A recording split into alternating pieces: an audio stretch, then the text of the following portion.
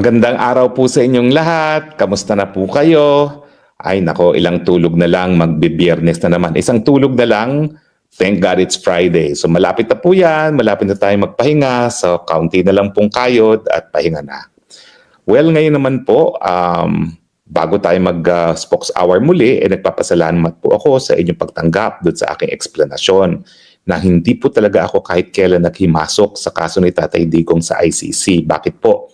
Kasi po, ako nga po yung kauna-unahang Asian na na-admit bilang ICC List Counsel. At pinangangalagaan ko po yan, kaya sumusunod po ako sa mga ethical requirements. Now, sa totoo lang po, yung mga rules of legal ethics, mas stricto ang Pilipinas. Dahil dito po sa ICC, po pwede talagang mag-solicit ng mga kliyente, no? Pwede ka magpadala ng sulat, mag-apply na maging kliyente, na maging abogado, pero sa Pilipinas po, yung mere solicitation, pinagbabawal po yan. So in that sense, mas mataas po ang ating legal standards, pero dahil ako naman po ay abogado rin sa Pilipinas, ang sinusunod ko, yung mas mataas na legal standards. So sana po, naintindihan nyo kung bakit ni minsan hindi po ako naghimasok dyan sa ICC. At ang explanation ay ako po ay nag-propose at bahala naman po ang pamilya at si Tatay Digo kung tatanggapin yan ng isa pang remedyo, yun nga pong kaso na isasampa sa Dutch court na sang-ayon sa katungkulan ng Dutch government na iprotektahan at itaguyod ang karapatang pantao ni Tatay Digong, lalong-lalo niya yung karapatan niya to due process, na hindi siya dapat pakulong ng walang due process. No? At estado naman po niyan, hinahayaan ko na po ang pamilya mag-decide. Ang huling sinabi ni VP Sara ay one step at a time. No? At ako naman po ay siyempre sumusunod kay VP Sara. Kailan ba naman po ako sumuway kay VP Sara? Sumunod nga ako sa kanya sa unit team. Ako lang yung tao sa buong Duterte team na sumunod sa kanya. Pero ang sabi ko naman, ba't hindi ako susunod kay VP Sara? Siya leader ko, kinakailangan pagkatiwalaan ko siya. Okay? Ngayon lang po ako talaga na medyo nagkakaroon ng distansya kay VP Sara pagdating doon sa pagkakaibigan niya kay Amy Marcos. Rinirespeto ko po na yung pagkakaibigan niya kay Amy Marcos, personal niyang decision yan, pero hindi naman ibig sabihin na palibasa kaibigan niya si Amy Marcos, kakaibiganin ko rin. So naniniwala pa rin po ako na do not trust the Marcos anymore. Okay? So hindi po nagbabagong paninindigan ko dyan. No to Marcos forever. At talaga namang sinabi rin ni VP Sara yan nung minsan. Kaya lang, yung pagkakaibigan nila, sa kanya na yon. Hindi natin pwedeng paghimasukan yan. Pero ako po, hindi pa rin ako magtitiwala sa mga Marcos. Now, bakit ko pinangangalagaan po ang aking pagiging ICC List Counsel? Kasi po, naniniwala pa rin ako na importante na magkaroon ng isang hukuman na kapag hindi po gumagana ang mga lokal na hukuman, ay siya magbibigay ng katarungan sa mga biktima ng pinakakarumal-dumal na krimen na gagawin dito sa planetang Earth. At naniniwala po ko na ang pinakamalaking banta sa pagtutuloy ng buhay ng ICC ay yung pagpilitan ng ICC na duminig ng kaso gayong meron naman po mga lokal na hukuman na bukas at gumagana. At yan nga po nangyari sa Pilipinas kung bakit ako na po siguro yung numero 1 na naglabi para maging miyembro tayo ng ICC. Ako rin ang nag-deliver po ng talumpati sa ICC Assembly of State Parties sa United Nations sa New York na nagsasabi na kung magpapatuloy kayo na imbestigahan si Tatay Digong, lalabas at lalabas kami sa Rome Statute na nangyari nga dahil pinagpatuloy yung investigasyon labang kay Tatay Digong na hindi naman po dapat dahil gumagana nga ang mga hukuman. Ang paninindigan naman po ni Tatay Digong, bukas po ang lokal na hukuman, tayo isang soberenyong bansa, isang independenteng bansa, kaya ang importante kung mayroong mga sa tingin nila na sila po ay nalabag ang kanilang karapatan, lalong-lalo na karapatang mabuhay, isang pa lang po ang kaso sa Pilipinas at haharapin naman po yan ni Tatay Digong. Di ba po, nung minsan, dinimanda na siya ni Franz Castro, hinarap naman po niya at yan naman po ay na-dismiss. So wala pong balakid para sa kahit sino na gustong idemanda si Tatay Digong for murder na sa Pilipinas po magdemanda. At yan naman po ay alinsunod na rin sa nakasaad sa Rome Statute na talaga naman pong ang ICC ay hindi po siya court of first instance. Siya po ay court of last resort na ang talagang court of first instance ay mga lokal na hukuman pa rin.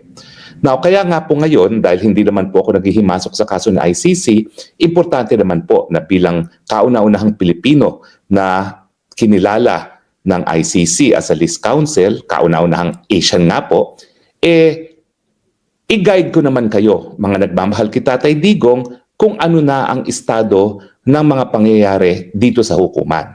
At in fact, makikipag-unayan po tayo sa isang television channel at magkakaroon na tayo ng programa na regular na ipapakita dun sa television channel na yun, no?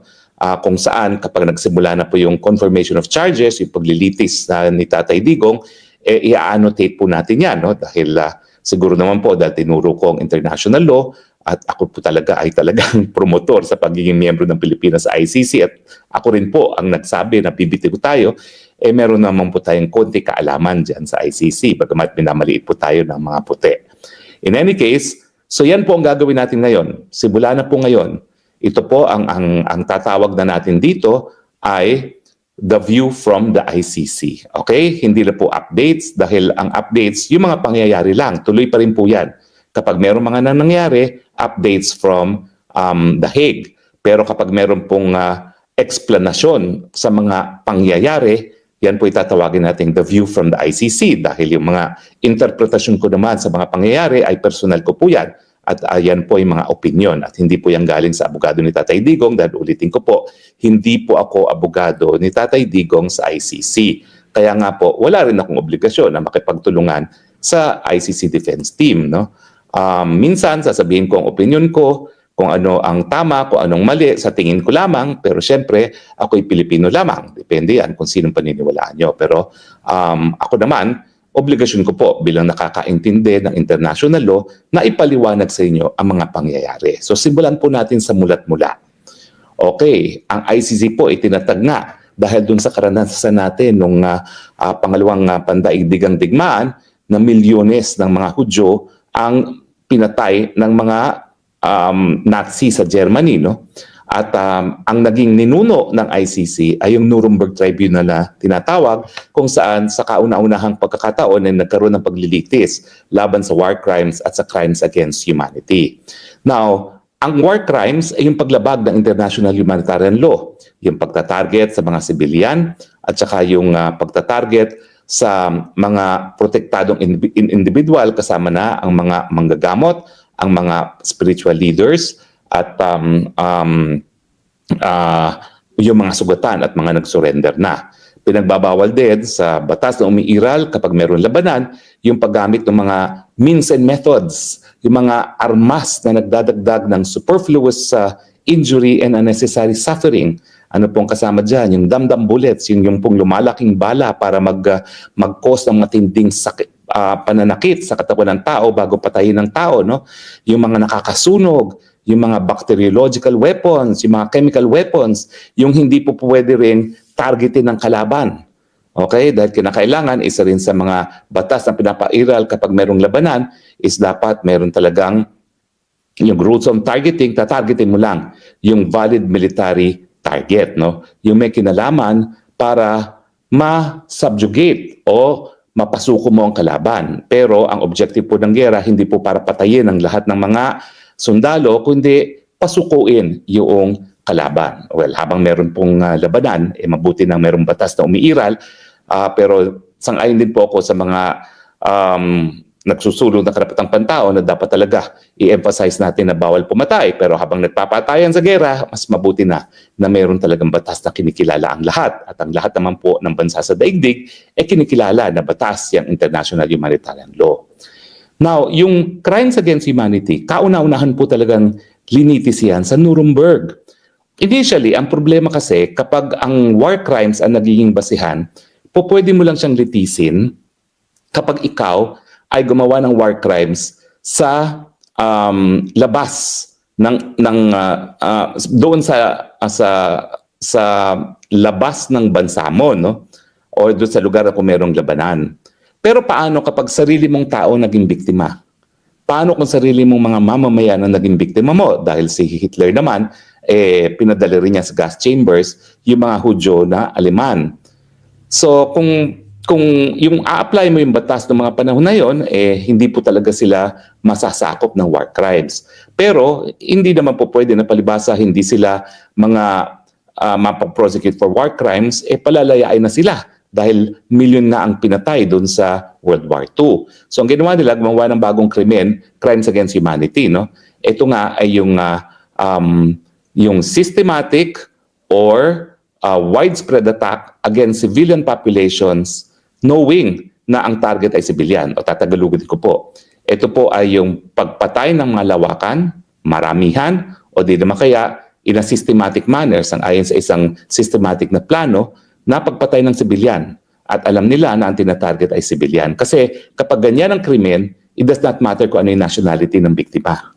Basta napakita mo na ang tinatarget ay mga biktima na mga civilian. So yan po ang basehan ng paglilitis kay Tatay Digong. At itong dahilan kung bakit siya inaresto. Dahil di umano, ang war on drugs ay either systematic or widespread. Malawakang pagpatay ng mga sibilyan na tinatarget ay mga sibilyan. O, diba? Nakita nyo na kaagad kung ano talaga ang napakasimpleng depensa ni Tatay Digong. No? Excuse me, walang tinarget na sibilyan si Tatay Digong dahil sila ay sibilyan. Kung meron mang namatay, unang-una hindi ito pananarget. Ito ay resulta ng law enforcement action ng mga pulis na pinapatupad ang batas laban sa pinagbabawal na gamot. So doon pa lang, semplang na sila. Kasi in the first place, yung gera laban sa gera ay isang obligasyon ng Estado dahil kabahagi siya ng obligasyon ng Estado na ipatupad ang mga batas laban sa pinagbabawal na droga.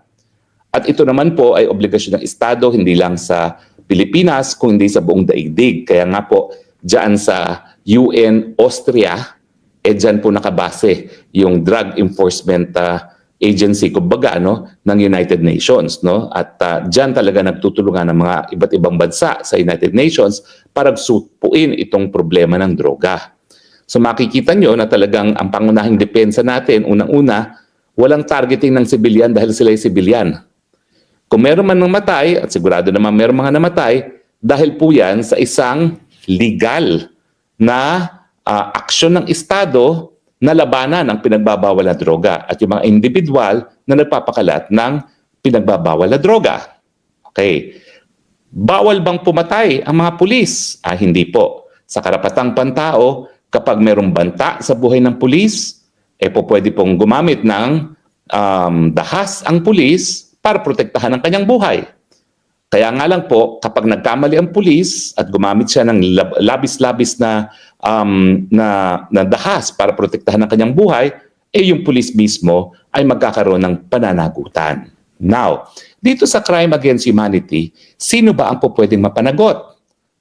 Well, unang-una siyempre, yung mga nag-utos. Okay, malinaw yan. Now, magagamit ba yung pag-utos na yan labang kay Tatay Digong? Malinaw na malinaw naman po ang sinasabi ni Tatay Digong. Mga pulis, kapag tama ang inyong ginagawa, suportado ko kayo. Kung talaga may banta sa mga buhay nyo, bakit kayo papayagang kayong mapatay? Di patayin nyo ang manggababanta sa buhay ninyo. Di ba? So, yung ganyang order po, legal. Hindi po yan illegal. Okay? Dahil legal at all circumstance na protektahan ang karapatang mabuhay ng kapulisan.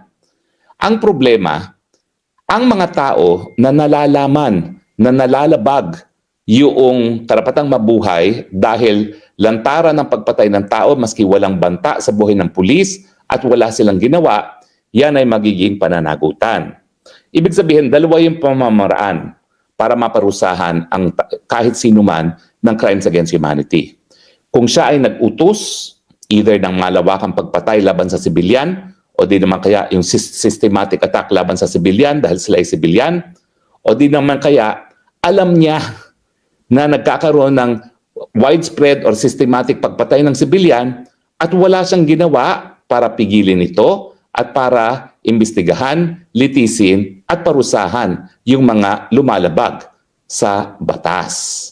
No, makikita nyo na unang-una, kung walang krimen dahil wala namang malawakan or systematic na targeting ng civilian population dahil sila ay civilian, hindi na kinakailangan pumunta pa dun sa usapin. Kung ang isang tao ba ay nag-utos o di naman kaya siya ay nalalaman niya na nalalabag ang batas at wala siyang ginawa. Yun yung tinatawag nating command responsibility. So two-stage yan. Meron bang krimen? Kung walang krimen, hindi mo na sasagutin sino yung responsable. Pero pag merong krimen, ang sasagutin mo ay sino ang responsable. Either nag-utos ka or dapat nalalaman mo, despite na alam mo, wala kang ginawa para pigilin o panagutin yung gumagawa ng krimen. Now, bakit ko dinidiscuss ito? Well, kasi ang parating na pagbibista ni Tatay Digong sa September 23 ay confirmation of charges. Ano ba ang katumbas ng confirmation of charges? Well, sinabi ko na sa inyo, iba yung sistema ng ICC.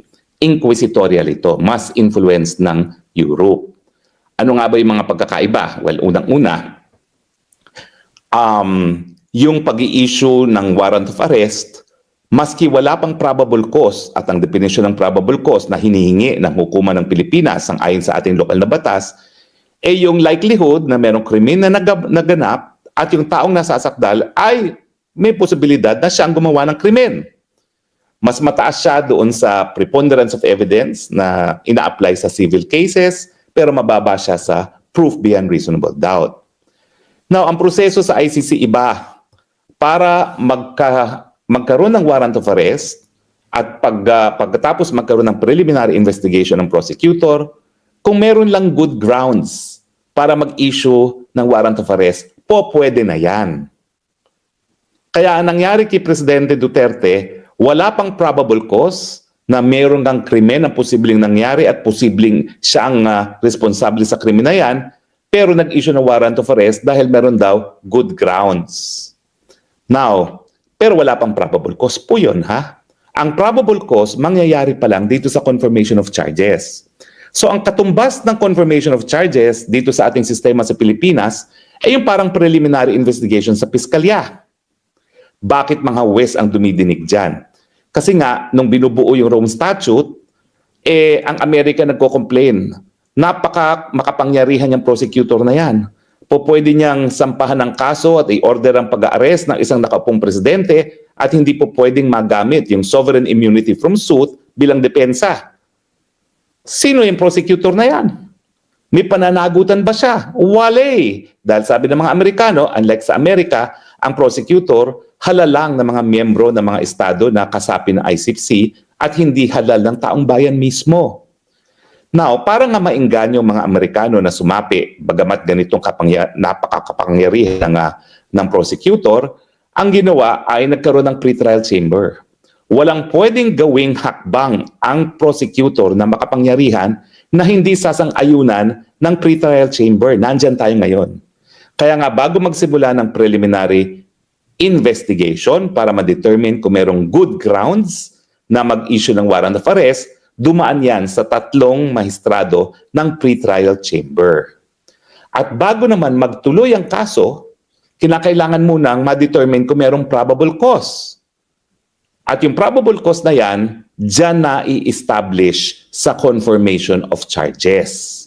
Siyempre, ang hindi makaturungan na sinasabi ko nangyari kay Tatay Digong, kulong muna miski walang probable cause. Kung sumunod kasi sila sa Rome Statute, Article 59, na hinarap muna si Tatay Digong sa lokal na hukuman para nga masiguro ang kanyang karapatan at para masiguro na meron pang dahilan para makipagtulungan ang Estado ng Pilipinas sa ICC na sinasabi natin wala na kasi nga natulog sa pansita ng prosecutor, pangalawang taon nang humingi ng permiso, abiso para magsimula ng preliminary investigation, gayong dapat sinimulan yan nung unang taon pa lang. Okay. Now, hindi siya makatarungan kasi nga dahil hindi dumaan doon sa lokal na proseso na dapat hinarap muna sa RTC dahil habang dinidinig kung dapat nga siyang ipadala sa ICC, pwedeng humingi ng interim release. So yung interim release na ngayon hinihingi sa ICC, kung sinunod ng ICC yung proseso mismo ng hukuman na nakasaad sa Rome Statute, ang dapat magdesisyon dyan sa interim release ay yung lokal na hukuman. Bakit ganun sa Rome Statute? Kasi nga ayaw nila na yung akusado ay mabulok sa dahig na hindi na siguro na yung kanyang karapatang pantao at hindi na siguro na meron talagang obligasyon pang Estado na makipagtulungan sa ICC bago dalhin sa dahig ang isang nasasakdal. So kumbaga, binalanse nila. Bagamat kulong kaagad bago pa magkaroon ng probable cause, ang balanse dyan, yung lokal na hukuman mismo bago mapadala sa dahig, pwedeng mag-order ng interim release. Pero ang nangyari kay Tatay Digong, hindi po natupad yan. Dahil sinortcut ang proseso, binaliwala ang lokal na hukuman, dinala rito, at ngayon nakakulong na at ikinulong pa ng 6 na buwan bago magsimula ang proseso ng pagdedetermine ng probable cause. So napaka-importante po nung probable cause dahil kapag nagkaroon ng probable cause, tuloy ang paglilitis kay Tatay Digong. Now, nandyan na yung katotohanan na sinortcut nga yung proseso. Ano ngayon ang remedyo? Ang remedyo, naghain nga ang mga abogado ni Tatay Digong ng unang-una yung motion na pinapadismiss dahil wala ng jurisdiction. Siguro nagalit sa akin si Kaufman dahil in-emphasize ko bakit naman kinailangan lumipas ang 50 days bago ka maghain ng isang legal argument. Alam mo, kami kasing lahat na naghain ng kaso sa Korte Suprema para mapigilan nga yung paglipat ni Tatay Digong sa dahig, binigyan namin siya lahat ng kopya ng aming mga petisyon. Lahat ng 4 na petisyon naman dyan, sinasabi kung bakit wala ng jurisdiction ng ICC. So talaga ako naman, sige ngayon, tapatan. Hindi ko maintindihan why it took 50 days. Pero ang malinaw dyan, na-file ang motion to dismiss on lack of jurisdiction after 50 days matapos na pumasok yung batang profesor na si Professor Jacobs. At mukhang si Professor Jacobs naman ang gumawa ng pleading. Okay. Matapos po yan, ay naghain din ng motion for interim release. Ulitin ko po ha, kung sinunod nila yung Rome Statute, ang huwes na dapat nagdesisyon sa interim release, yung lokal na Pilipinong hukuman. Bago pa naipadala sana si Tatay Digong dito sa dahig. Pero hindi nga nasunod yan, so ngayon ang magdedetermine ng interim release ay itong ICC. Now, tatanungin ko po, titignan po natin kailan ba naihain yan, no?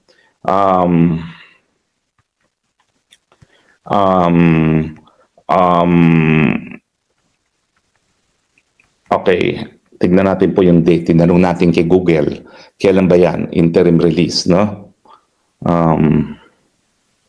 Yes. June 12, 2025. Okay? Naisang pa po yan. Si Tatay Digong ay dumating sa kulungan ng March. So March, April, May, June. Okay. So after 3 months, nag-file na ang mga abogado ng interim release sa ICC na. Kasi hindi nga dumaan sa proseso na lokal na hukuman.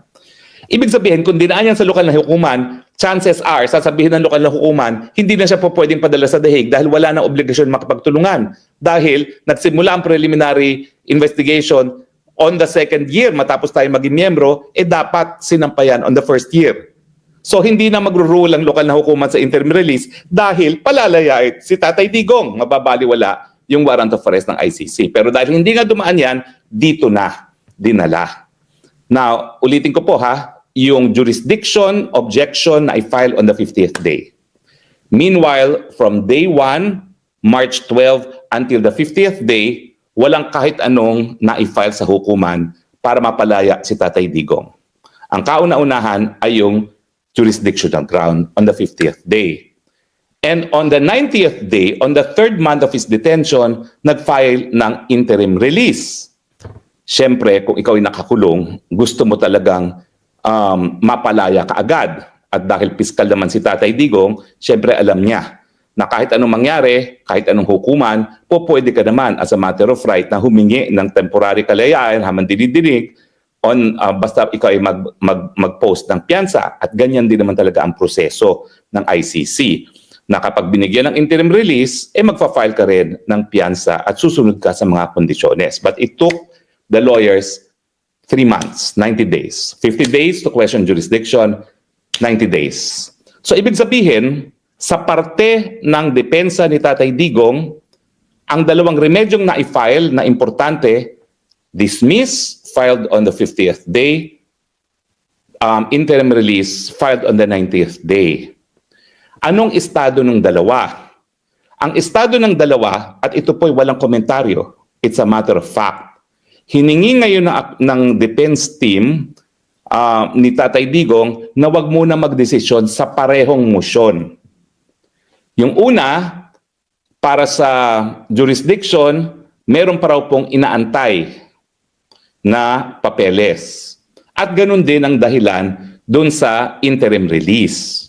Meron pa pong inaantay na papeles.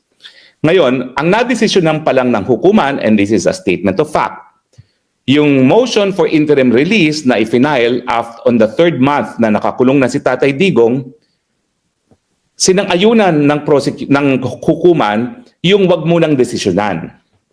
Bakit? Ang sabi ng dalawang mahistrado na majority, talaga namang sa Rome Statute, tanging akusado lang ang pupwedeng humiling ng interim release. So kung sasabihin ng akusado na ayaw niyang madesisyonan ang kanyang motion for interim release, pagbibigyan namin yan. At ginarant ang motion. Yung isang dissenting opinion ng judge, ang sabi siyempre, siya humingi. Bakit ngayon ayaw niya magkaroon ng desisyon? Pero nanaigang dalawa versus isa. So pinagbigyan. Anong resulta niyan? Ibig sabihin, hindi madesisyonan ang interim release ni Tatay Digong. And we are now on the 140th day of detention. Wala pang probable cause labang kay Tatay Digong. Wala pang probable cause, 140 days na siyang nakakulong.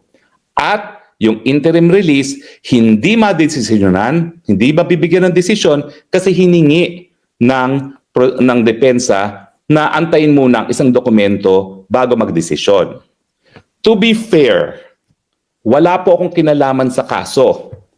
But as a lawyer, I can only speculate na yung inaantay nilang papel ay pagpayag ng isang estado na i-host si Tatay Digong while he is on interim release. Kasi nga, saan po dadalhin si Tatay Digong kung hindi siya mananatili dito sa Scheveningen Detention Facility? Unang-una, pwede siyang dalhin sa teritoryo, pero teritoryo lamang ng miyembrong bansa ng ICC. Kaya nga po, kung narinig nyo na pwede siyang madetena sa Pilipinas, hindi po yan totoo dahil hindi na nga po tayo miyembro ng ICC. But, ang posibilidad po kasi dyan, dahil ang Pilipinas ang nag-surrender kay Tatay Digong sa panahon na talagang wala ng jurisdiction ng ICC, sasabihin ng korte, di kinikilala ng Pilipinas ang jurisdiction ng ICC. Kapag ganon, ang desisyon ng ICC, pwede sa Pilipinas talagang magkaroon ng interim release. Ang question nga lang, papayag at papayag ba dyan si Marcos Bangag? I don't think so. So sa tingin ko, in fairness, inaantay ng mga abogado ni Tatay Digong yung pagpayag na kahit sinong bansa. At sa ngayon, I can only surmise. Dahil wala po talaga akong alam. Ganun yan po. Kaya wag niyo akong sisisihin sa kahit anong nangyari sa ICC. Talagang hindi ko pinakikialaman. At talaga namang hindi pumapayag si Kaufman na makialam ako sa ICC. Wala po akong alam other than kung anong nasa webpage ng ICC. So ang alam ko, alam nyo rin dahil binabasa nyo sa webpage ng ACC. But to be fair to the defense team, kung wala naman tatanggap kasing bansa, para kika magkaroon ng order ng interim release. Dahil kung wala talagang tatanggap na bansa, bakit pa i-approve o i-grant ang hukuman ng interim release? Kung wala talagang tatanggap na bansa, di-deny na ng korte. Kasi wala naman pupuntahan ang Tatay Digong ng interim release. Bakit mo pa i-interim release yan? At siguro ang sinasabi ni Kaufman, kaya ayaw niya magalit ang Netherlands ay isa sa bansa na pwedeng maging host ni Tatay Digong while on provisional release. On temporary release. Okay? Pero sa akin nga, dyan ang difference of perception namin. Dahil matindi talaga ang commitment ng mga European sa karapatang pantao. Bakit? Kasi dito nangyari yung Holocaust ng World War II. Kaya mas matindi ang kanilang proteksyon na binibigay sa karapatang pantao. Kaya nga dito, bumuo sila ng European Court of Human Rights. Bukod pa yan sa obligasyon ng mga estado na ang kanilang mga hukom dapat protektahan at itaguyod ang karapatang pantao para wag na maulit yung genocide na nangyari sa Europe. Nagtayo pa sila ng European Court of Human Rights. So ang aking analysis po dyan, wala pong incompatibility na hingin sa Netherlands yung ganyang temporary release dahil alam naman nila na napaka-importante na pangalagaan ng karapatang pantao dahil dito nga sa Europa nangyari yung pinakamatinding genocide sa kasaysayan ng mundo so far. At ang pangalawang pinakamatindi ring genocide sa Europe din nangyari sa former Yugoslavia. Kaya nga nagtayo ng UN War Crimes Tribunal for the former Yugoslavia. So sa tingin ko walang personalan kapag nagkaroon ng reklamo na paglabag sa karapatang pantao. Mas interested sila na maiwasan ang pag-ulit ng genocide sa Europe at iba pang daigdig dahil sila mismo nagdusa. Lalo na dito sa Netherlands. Di ba isa sa pinupuntahan dito sa Netherlands ay yung bahay ni Anne Frank? Sino si Anne Frank? Yung batang teenager na gumawa ng ng diary habang nagtatago sa mga Nazi. Hudyo po sila. Pero tumira sila sa bahay nila sa likod ng isang bookcase. At habang sila ay nagtatago sa mga Nazis, gumawa siya ng diary na nakakahabag. Kasi dinitali niya kung gaano kahirap naman magtago sa mga Nazis. Hanggang nahuli nga sila ng Nazis at hayun, dinala sa concentration camp kung saan doon namatay yung teenager na si Anne Frank. Yan po ngayon talaga ay dinudumog ng mga bisita rito at ang lesson dyan is hindi na dapat maulit muli ang genocide. Kaya nga po ang mga Europeans talagang matindi ang pangangalaga sa karapatang pantao dahil kung hindi, baka maulit muli sa kanilang teritoryo ang genocide. So ngayon, in fairness, therefore, kung wala rin naman tatanggap kita Tatay Digong kasama ang Netherlands, bakit ikagrant ng hukuman ang interim release? So bagamat ang resulta noong motion na wag munang desisyonan ang motion para sa interim release ay dahil inaantay ang isang dokumento at sa tingin ko yan yung pagpayag ng kahit sinong bansa na i-host si Tatay Digong. Kasi kung wala namang bansang tatanggap kay Tatay Digong, i-deny din ng korte ang interim release. Pero, maski meron pang isang bansa na tatanggap kay Tatay Digong, pwede pa rin i-deny ng hukuman. At sa katunayan, sa kasaysayan ng ICC, wala silang nasasakdal na binigyan ng interim release kapag sila ay nasasakdal sa core crimes, yung war crimes at crimes against humanity. Ang tanging nabigyan lang ng interim release ay yung mga tao na akusado doon sa offenses against administration of justice. Ano yan? Yung tampering of evidence, yung interfering with witnesses, sila ay nabibigyan ng provisional release. At yung isang abogado pa nga, na-convict for yung interference with witnesses, no? So ibig sabihin, hindi rin sigurado na kung merong tatanggap na bansa kay Tatay Digong, ay mabibigyan siya ng interim release. Dahil, yan nga po, no? Officially, nag-oppose ang prosecution. Dahil di umano, ay flight risk daw, pwedeng tumakas daw si Tatay Digong at pwedeng takutin ang mga testigo. Hindi ko sinasabing tama yan, pero yan ang depensa ng prosecution sa kanilang pagtutol. Ako naman, paano naman makakatakas ang 80 anyos na balat at buto na? At paano naman mananakot ng witnesses ang isang 80 anyos na balat at buto na? Now, ako naman, bagamat ang track record ng hukuman na hindi nagbibigay, kahit sinong hukuman, ayaw nilang mamatay ang isang 80 anyos sa kulungan nila. So aking prediction, bibigyan naman siya ng interim release kung merong papayag na bansa. Ang problema, baka walang pumayag na bansa. Yan ang katotohanan dyan. Okay? Pero tuloy pa rin ang proseso. Kaya may interim release or hindi, kinakailangan umaten pa rin si Tatay Digong sa kanyang pagliliti sa September 23 sa confirmation of charges. At doon, magpipresenta ng ebidensya ang prosecution na merong krimen na posibleng naganap at ang krimen at yung nasasakdal na si Tatay Digong at posibleng gumawa ng krimen na yan. Ano yung krimen? Crimes against humanity. Widespread or systematic targeting of civilians, knowing that civilians were targeted. Malawakan o di naman kaya systematic na pagtatarget sa civilian na alam niya na ang tinatarget ay civilian. So sa akin, nasabi ko na kung paano didepensahan dyan. Walang targeting ng civilian. Ito'y legitimate police operation. Okay? At pangalawa, kung sasabihin nila na ang daming biktima o kaya sasabihin nila merong oplan dyan. So merong system. Ang next defense, inutos ba yan ng presidente? O di naman kaya ay alam ba ng presidente yan at wala siyang ginawa? Sa akin, papakita ko yung kaso ni Kian na kapag ang pulis ay napatunayan na talagang gumamit na labas na dahas, anong nangyari? Pinakulong, di ba? Walang kahit sinong gunggong na pulis na pumapatay as a power trip ay ang pinoprotektahan ni Tatay Digong. Siguro, may mga hindi na parusahan kasi hindi rin sila nagdemanda sa Pilipinas.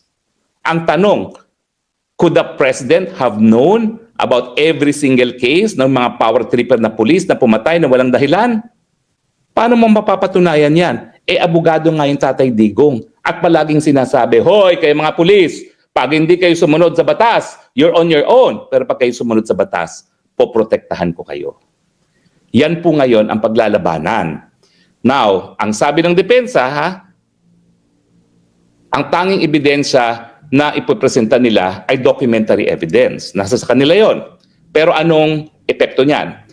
Gaya rin ng preliminary investigation sa piskalya, kung ang isasabit mo lang ay documentary evidence, paano mo ngayon masasapawan yung mga ebidensya ng prosecution na merong testimonial and documentary evidence? Yun ang problema dyan. No? Well, siguro, ang binabasa ko dun sa interview ni Kaufman, sinasabi nila na patunayan muna nila kung talagang inutos ni Presidente yan or di naman kaya ay alam ni Presidente at wala siyang ginawa kasi sinasabi niya yung indirect criminal responsibility yung binabanggit niya. No? Well, call niya yan. Call niya yan. Pero, siyempre, iba't ibang abogado. Ngayon, anong ginawa ko? Diba? Nagtatago ako noon dahil ayaw ko malaman na ni Marcos kung nasaan ako. Pero nang sinampahan nila ako ng kaso sa piskalya, kinailangan sumagot ako. Sabi ng aking abogado, bali wala sagot mo, sasampahan ka pa rin ng kaso. Ang tanong ko naman, kung sasampahan ako ng kaso, paano naman ako makakadulog sa hukuman later on kung hindi ako sasagot? At least ngayon, magkakaroon ka ng pagkakataon mag-file ng motion for reconsideration dahil sumagot ka, and after that, kung hindi din motion for reconsideration, pwede ka magpunta ng Court of Appeals. Yun lang naman ang proseso na ginawa ko nung ako mismo ang nasakdal.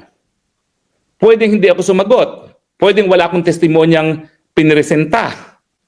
Pero, paano ka naman makakadulog on appeal kung wala kang ebidensyang ipinasok? Sabi naman ng defense, in fairness again, meron silang documentary evidence na isusumite. So meron naman silang ebidensya na ipipresenta para maging basehan ng appeal. Kasi yung desisyon na may probable cause, pwede naman dalhin yan sa appellate chamber. Well and good. At syempre, hindi naman natin alam kung ano yung mga dokumentong yan. No? So again, I have to be fair. Siguro sa assessment ng abogado ni Tatay Digong, sapat-sapat na yung mga documentary evidence na yan. Ang nababahala ako dun sa defense sa kanyang interview, di umano, dahil mukha namang prepared Q&A yun na nilang dalawa ni Alvin and Tourism, no? Ang sinabi niya, ayaw niya kasing ilabas kung sino yung mga testigo na pabor kay Presidente. Ibig sabihin, ayaw niyang ilabas itong mga testigong ito sa level ng confirmation of charges. Kailan niya ilalabas? Sa paglilitis. Diba? Doon niya ilalabas yon kung magkakaroon ng paglilitis. Well, sa akin naman, kung maiiwasan mo yung paglilitis at mapapatunayan mong walang probable cause, ilabas na yan. Di ba? Yun lang sa akin. Hindi po ako naghihimasok, hindi po ako kabahagi ng defense team. Pero in fairness to them, baka naman yung mga documentary evidence na hawak nila sapat-sapat na para patunayan na walang legal na basihan para idawit si Presidente Duterte sa mga pagpapatay nito, o baka naman sapat-sapat na yung mga dokumento na yan para patunayan na walang krimen dahil walang widespread or systematic na pag-atake laban sa mga sibilyan na nalalaman na sibilyan ang mga natatarget. Pero hindi ko po alam yan kasi hindi nga ako involved sa defense. Pero at least kayo, alam ninyo kung anong mangyayari sa Setyembre 23, alam ninyo kung anong estado ng kaso. To summarize, anong estado ng kaso? Nagsampa po ng isang motion para ma-dismiss dahil wala nga jurisdiction ng ICC, pero wala po tayong inaasahang desisyon dahil humingi ang defense team, ang abogado ni Tatay Digong, na wag munang desisyonan yan dahil meron pa silang inaantay. Wala pa pong desisyon dyan dun sa pagtutol o dun sa pagbawi o yung motion na wag munang magdesisyon dyan sa motion to dismiss, bagamat abogado ni Tatay Digong ang nagsampa niyan on the 50th day na pagkakakulong ni Tatay Digong. Hindi natin alam kung ano magiging desisyon ng korte kung i-delay nga yung ruling on jurisdiction. Pero nag-oppose po ang prosecution dahil may karapatan daw ang biktima to certainty at sa mabilis na proseso. Now, so whether or not magkakaroon ng decision na no jurisdiction, di pa natin alam. Naghain tayo ng motion, pero ang akusado rin ang nagsabi, wag muna kayo magdesisyon, tinutulan ng prosecution. Yung interim release, naghain ng motion, sinabi wag munang desisyonan yan dahil may inaantay pa kami. Ang duda ko, ang inaantay ay yung pagpayag ng isang bansa. Siyempre, kung wala namang bansang papayag, bakit pa didesisyonan ng korte na magkaroon ng interim release? So it makes sense. Di lang tayo sigurado na miski may bansang pumayag, mabibigyan ng interim release dahil walang nabigyan pa ng interim release sa ICC, na isang malaking pagkakaiba ng ICC sa UN War Crimes Tribunal for Yugoslavia na halos lahat ng mga nasasakdal ay nabigyan ng interim release. Pangatlo, confirmation of charges. Magpepresenta ng ebidensya ang prosecution para patunayan na mayroong probable cause, na mayroong widespread or systematic attack directed against civilian populations, and knowing it was directed against civilian population, at dapat maparusahan si Tatay Digong dahil either siyang nag-order dyan or alam niyang nangyayari na wala siyang ginawa. At ang panig naman na ni Tatay Digong magbibigay ng documentary evidence dahil ayaw ngang malaman kung sino yung mga ebidensya, mga testigo na pabor kay Tatay Digong na sabi nila napakadami. Okay? At ayaw nilang i-reveal kung sino yan, i-reveal lang sa trial. So yan po yan. That's as objective as I can be, bagamat meron din akong mga obserbasyon.